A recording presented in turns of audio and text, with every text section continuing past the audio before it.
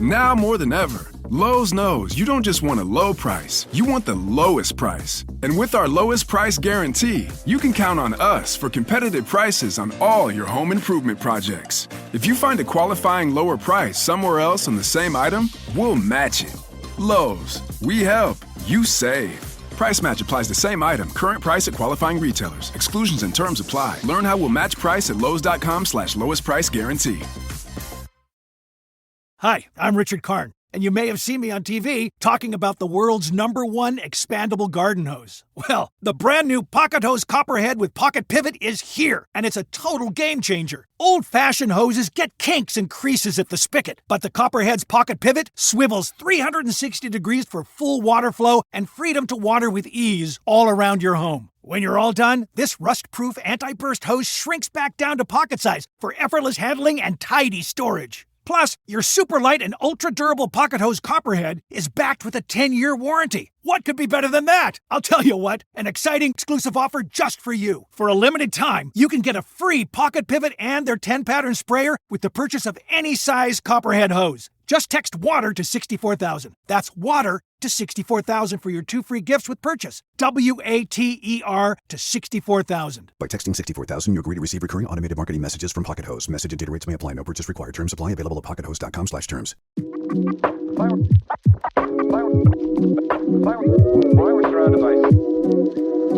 With the first pick in the 2024 NFL Draft.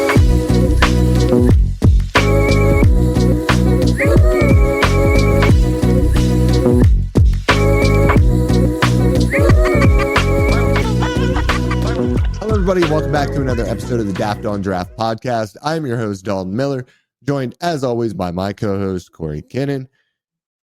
And we are going to talk about a topic near and dear to my heart today, and that is the Notre Dame defense. Now, I like the structure, the way that Notre Dame teaches their defensive players. But are Corey and I as excited about the players that are going to be on the field for the Notre Dame defense from an NFL draft perspective as we, or I, am the defensive structure? Corey, I can't do this alone, as I said. How are you doing today? I'm living the dream. I've got a short week this week, so tomorrow is my last day at work this week, and then I have Thursday, Friday off. So I'm living it up. So we're a little busy at work these next 2 days, but other than that, living the dream. I got softball tonight. The weather's nice, so we're gonna live it up a little bit here. There you go. Hit a dinger. Hit a dinger. It's been a while. It's been like a year and a half since I hit one out, and it's kind of pissing me off. But yeah, that's rough. That is rough. Yeah, could never be me, baseball star. Man, never mind. I'll break that news when the time is right. Let's get into it. And do you want to just start off with probably the biggest name of the group and start at corner? Yeah, let's do it. Let's do it. So, let's start with Christian Gray. Yeah.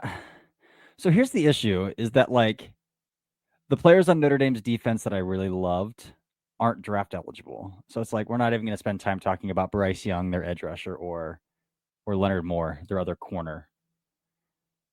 They do have a safety, Aiden Schuler, who's also a redshirt sophomore that we didn't spend any time on because he's a redshirt sophomore. So like he could declare. Yeah, I'm not watching. Christian Gray is fine. Christian Gray is fine. Again, he's probably at the school that'll get the most out of him developmentally. But I think he's probably a mid-ish athlete. He's got some length, which is a nice advantage for him. I mean, do you see much more than like a pretty standard boundary corner? I quite like his athleticism. Yeah. The long speed really isn't there, I don't think. I think that's the biggest issue. And it's especially concerning because we saw somebody like Benjamin Morrison really not have any issues downfield. And Notre Dame teaches their corners very peculiar. It's a very peculiar way to teach man coverage because they play on the inside hip of guys and they really try to keep over the top leverage. And so for Christian Gray, and some of them, a lot of it is double moves that he's just getting the eye candy on. It happened a couple times against Ohio State, even when he wasn't targeted. And I know Georgia tried to set him up there a couple of times and got him there once as well. Mm-hmm. I don't know if the recovery speed is there. I think he's a 4.52 to 4.55 guy. However, what I do really like is his foot speed. He mirrors very, very well. And I kind of tweeted out that like I really like the player overall, but I can't stand the player past 15 yards. And if you're going to get beat, I would much rather you get beat on a slant or a drag or a comeback than get beat down the field for a huge explosive play. Because as we know, it is very hard to sustain offense at the NFL level. Explosive plays are game changers. And if you are a corner who is going to consistently allow big plays, which is something that he did, I can't have that. And so for me, I do like the player, but at the end of the day, you have to be able to be a little bit more responsible down the field. It reminded me a lot of some of the issues we've seen with Ohio State corners playing with their feet dug in at 10 yards, and then just not being able to swivel and carry. Yeah. It's the lack of transitional burst. The Yeah. ability to turn the hips and then like accelerate from 0 to 100. Like, But my problem is he can do that going back to the football. He just can't turn and burn vertically. Turn and burn. Yeah. It's like what we loved about Savon Revel. I mean, Travis Hunter's like the very rare case of this. So the ability to like turn and then like, I think reacting to high lows is the way that I'm envisioning this in my brain right now. Like the ability to play the low, but like open and make a play on the football on the high somehow is something that I don't see that ability, that kind of recovery ability, that kind of transitional burst to be able to make that play as well. But again, he's at Notre Dame. He's going to be as coached as he can. He reminds me of like some of those, like we've had quite a few corners out of Notre Dame where they've gotten the most out of them, but like once they get outside of that kind of insulated environment, it doesn't go well. Like Nick McLeod is a guy that I'm thinking of. He transferred from NC State to Notre Dame, played in Notre Dame for a year. Troy Pride is another one, although Troy Pride was a really good athlete. But like guys like that, who they get out of Notre Dame, and it's like, oh, they might have been insulated a little bit there. But I think that's kind of what we're looking at with Christian Gray. He could be a day 2 pick. He could play his way into day 2. But he's definitely not a guy that I'm going to put any sort of like top 64 hype on at this point. No, I don't think so either. Yeah. I don't think so either. However, what I will say is the other corner that I watched, Devontae Smith, is the type of athlete that you could see being a top 64 to 100 pick. He's really volatile. He's very volatile in the slot for Alabama. But when he is comfortable, see, a lot of the times it was like if he is comfortable with the line of scrimmage or if he is comfortable with the picture that's in front of him, he was really, really good. And I really actually liked him in trail. It reminded me a lot of y'all's Florida State guy who I didn't like, but I thought that Devontae Smith was a better athlete. And more comfortable in trail. Now, when he gets towards the red zone and he's dealing with physicality, he just kind of bear hugs dudes. He is grabby when he feels like he is panicking, and he does panic is what I'm trying to say here. But I do like the overall athleticism. I like the foot speed. He's, that 5'10", 5'11", 185, 190 pounds, like typical Apex type guy. Yeah.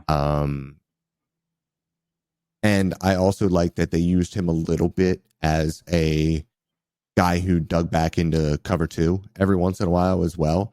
And it looked like his eyes in those situations were pretty good as well. So maybe a guy who you want to play off of the ball and let him use his eyes a little bit more and use his athleticism than to just strictly put him at the line of scrimmage and ask for him almost to panic. Yeah. I'm trying to think what's tough about when you say that though is like what kind of like it's hard to find an NFL fit of a team who's just going to ask their nickel to like go up and bang exclusively. You know what I'm saying? Yeah. Like, I guess there are some pretty strict cover 1, cover 3 teams out there that might be okay with But there's that, also, I mean, but also with a lot of these Vic Fangio teams and the Vic defenses with the cover 6, and there's a lot of 3 buzz going around in the NFL these days too. Like I do think that like the safety slot hybrid player is actually becoming a lot more common in the NFL these days. And so maybe there is a role for him there, but maybe he's also a guy who actually just swings back to safety at the NFL level. I don't know. Yeah. Could be the case too. What? And you said you think he's a really good athlete. I think he's a pretty good athlete. Yeah. I don't know about. Yeah, he's not like Dynamite. Jeff Gladney foot speed out there. RIP, obviously. Yeah. But like, I think that he's a pretty good athlete overall. Yeah, I agree. I'm just like, I'm always stuck in like, what's the best case scenario and what's the worst case scenario of his type, of his archetype. And like, Sean Wade, I think, is the example that I am thinking of where people like fell in love with Sean Wade, but he never really found a super decent role. And they tried to play him outside corner, and he got cooked at Ohio State at outside corner, like to a brim, like to a I remember. Wrist. Yeah, so like, I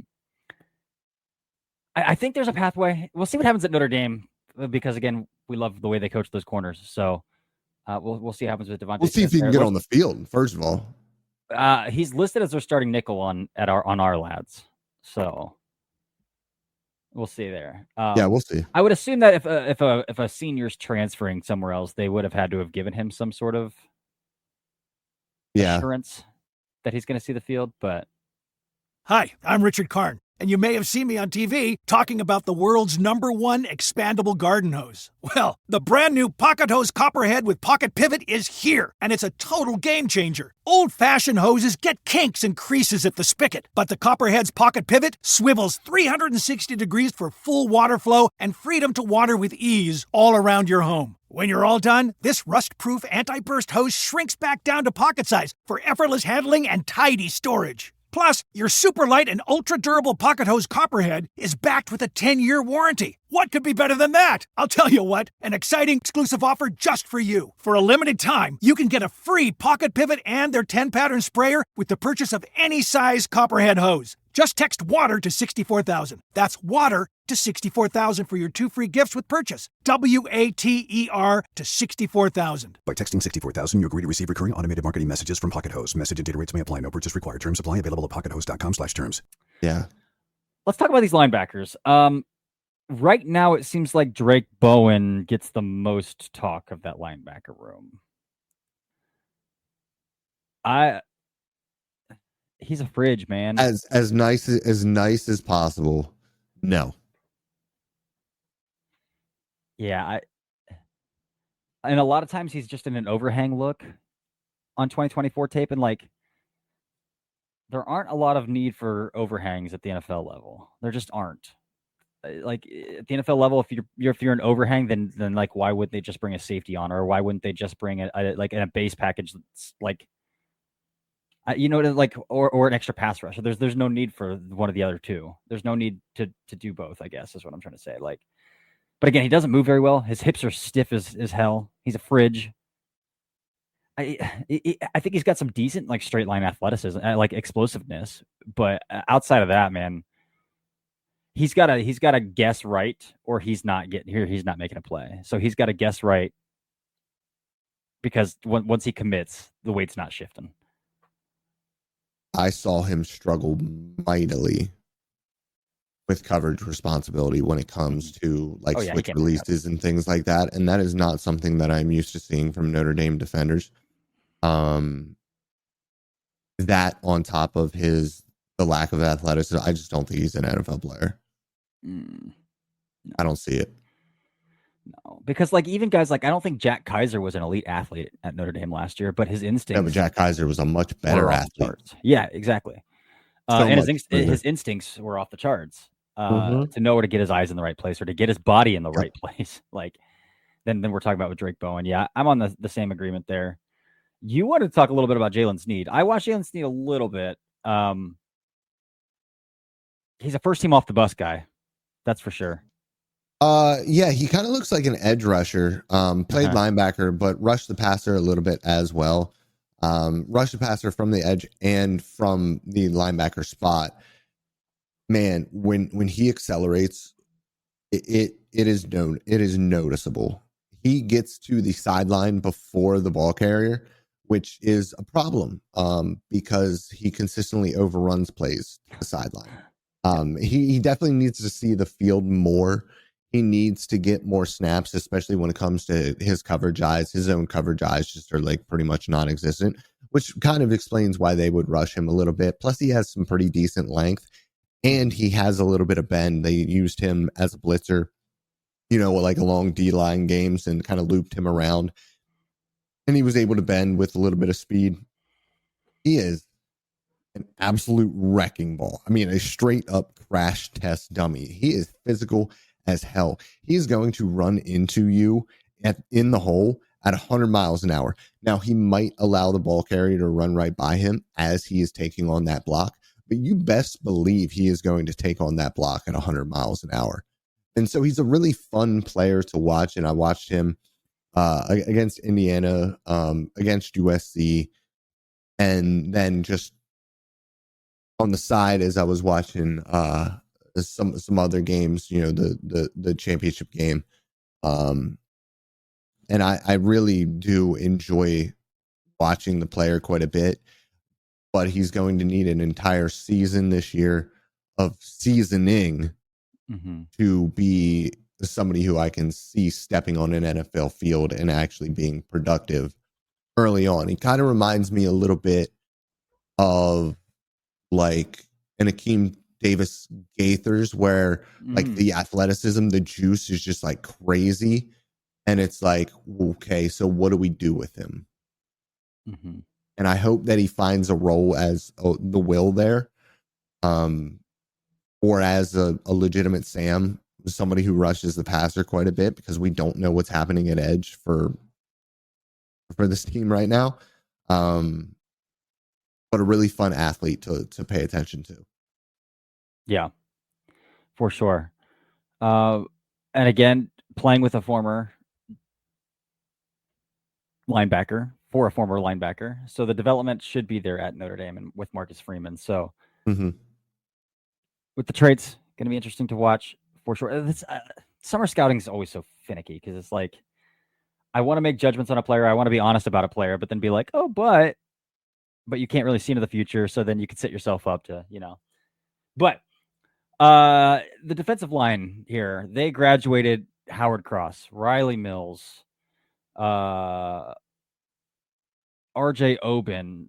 So we're looking at a lot of guys who didn't get to play a whole lot last year. Well, a few that did get to play quite a bit. One that was pretty injured last year, was kind of explosive when he was on the field, but again, he's listed as a junior. So like Boubacar Traore, probably not on our radar quite yet. Bryce Young, a true sophomore, like definitely not on our radar right now, even though I think he's probably the best one in the room. Which of the defensive linemen do you think we need to talk about? Do you want to talk about right now? I don't really want to talk about any of them. Junior, Tui Halamaka. He's got an awesome aesthetic with the tape fingers and everything. Yeah, the tape fingers, and he actually has a nasty little cross chop and rip to win on the outside. The issue is he's probably got 32-inch arms at best. Not a ton of juice. And like I think he played 400 or so snaps last year. I mean, he's just okay. Like everybody on this defensive line, like I think are role players at the college level. Like it's just kind of like if it's a passing down, maybe we bring this guy in. If it's a run down, then Burnham's going to be on the field. Like it is it's a tough it's a tough lineup to really get excited about when it comes to the NFL draft eligible guys, because like Burnham's just a run defender. Like Patello is another guy who's a grad guy, but like he barely played last year. And Bobacar's the redshirt sophomore. Young's a actual sophomore. Like I just don't. These interior guys barely played at all, so it's just there's nothing to talk about right now. And what you hope from this team is that the young guys who weren't able to see the field because of how much talent there was for the upperclassmen last year on obviously a national championship contending team, hopefully these guys are able to step up and, show us that they are NFL caliber players that were hidden behind other NFL caliber players. But like right now, there's just nothing to go off of. Yeah, completely agreed. They did transfer in another upperclassman rotational defensive tackle, Jared Dawson from Louisville, but I'm not going to sit here and pretend that I've watched a single Jared Dawson snap at Louisville either. So again, a lot of guys that are just going to have to prove themselves in 2024 for this, or 2025 for this team that just went to the national championship. So we're going to see, for the most part, a lot of turnover in college football again this year. I guess that might just be the natural thing with the transfer portal now, because like it was a couple of years ago, it was like, oh man, all these upperclassmen quarterbacks are graduating. We're going to get a new wave of quarterbacks. And now it just feels like every year, like, oh, we're getting a whole new wave of like landscape in college football. It's pretty fun. It's pretty fun. Like Ohio State has 0 returning starters, 1 returning starter on their offensive line from a year ago from week 1. Notre Dame is overhauling their entire defensive line pretty much. Like, so college football year in and year out, I think the days of just seeing Georgia and Alabama dominate year in and year out are coming to an end. Oh, it's gone. Yeah, because there's just so much more parity. And what's going to be really fun is if there's some of these schools that have a lot of institutional money start spending it as well, that like these giants can be built out of nothing. Like Liberty has so much money. Like, what if Liberty just starts spending all those private conservative Christian donor money? Like, Liberty could be built up, but that's off track. That's off track of Notre Dame's defense. But that's to say, Notre Dame's defense is far off track of Notre Dame, though. Academic standards wise, yes. But that's to say, Notre Dame's defense is outside of the secondary. They're returning just about everybody in the secondary besides Xavier Watts, but. It's going to be a fun year. Somebody's going to come out of this year for sure. Though. Somebody's going to come out. So, but that's a pretty narrow episode because again, not a long list of prospects heading into the 2026 draft as we sit in June of 2025. Yeah. 10 months out from the event. But yeah, I think that's all I've got, Dalton. Same. That's all I got. All right. Well, until next time, we did a Dafter draft last week. We'll probably do Dafter draft or a mailbag tomorrow for tomorrow's episode. So we can spend, the kind of the cadence of the off season until we get back to August then was probably going to be program offense, program defense, and then either Dafter draft or mailbag. Yeah. Or some other, we'll come up with a third topic thing we could do as well. But that's probably the cadence of the off season here. So yeah, I think that's it for now. Until next time, this has been the Daft on Draft podcast.